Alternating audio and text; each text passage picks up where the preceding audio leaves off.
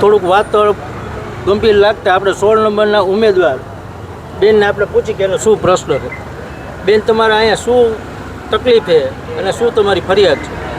અમારે ward number 16ની અંદર આપ આજે જોઈ રહ્યા છો કે અત્યારનો 42 થી 43 ડિગ્રી જેટલો તડકો છે, જે અસહ્ય તાપમાન જે છે એની વચ્ચે મતદાન ચાલુ છે.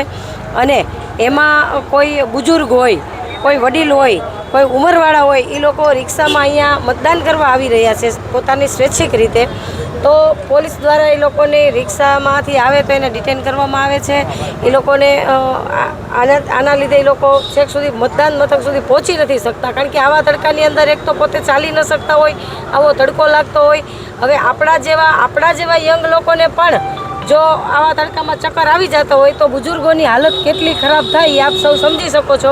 એટલે અમારી એવી ફરિયાદ છે કે આ પોલીસ જે રીતે ડિટેન કરે છે રિક્ષામાં આવવાની, બસ સ્વૈચ્છિક મતદાન કરવા આવે છે 100 મીટરની બહારથી રિક્ષા, તો લોકોને બુઝુર્ગ લોકોને કઈ રીતે જવું? એટલે અમને આ તકલીફ પડે છે. અત્યારે પોલીસવાળા ખોટી રીતે હેરાન કરી રહ્યા છે. બેન, સ્વેચ્છાએ પોતાના વાહનમાં આવે છે કે તમે એને વાહન મોકલેલા? અને 100 મીટરનો નિયમ તો હોય જ છે બેન.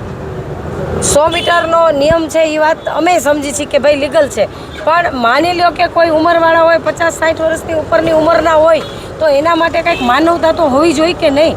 એને અહીંયા અધવચારે ઉતારી અને અમે કોઈને રિક્ષા કરી નથી દીધી. લોકો સ્વૈચ્છિક રીતે અને સ્વૈચ્છિક મતદાન કરવા આવી રહ્યા છે, ત્યારે તેમને આ રીતે રોકવામાં આવે છે. તો તમારી શું માંગ છે? અમારી એવી માંગ છે કે જે લોકો પોતાની સ્વેચ્છાએ મત, એટલે સૌનો અધિકાર છે, મતદાન એ પોતાનો અધિકાર છે, એને રોકવામાં ન આવે. અને બુઝુર્ગ લોકોને આ રીતે ખોટી રીતે હેરાન કરવામાં ન આવે, એને મતદાન મથક સુધી પહોંચાડવામાં આવે.